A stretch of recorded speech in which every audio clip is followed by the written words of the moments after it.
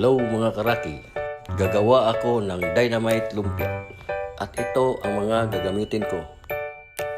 Ipinaghalo ko na ang mga ricados at ang giniling. Ayan na mga karaki, panoorin nyo.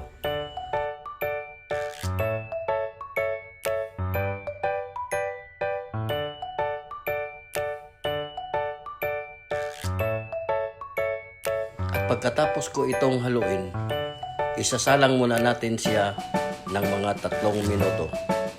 At pagkatapos, ito na ang gagawin kong dynamite lumpia.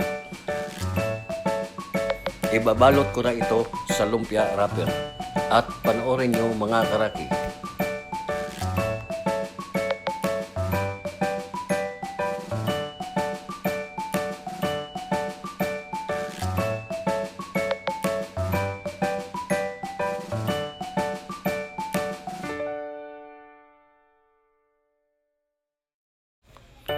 Ito na mga karaki, nabalot ko na ang dynamite lumpia. At lulutuin ko na ang dynamite lumpia. Panoorin nyo mga karaki.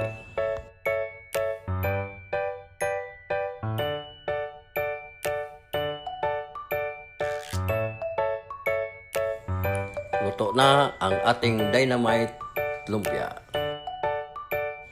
Hanggang dito na lang at ingat kayo mga karaki. Thank you for watching. Bye-bye.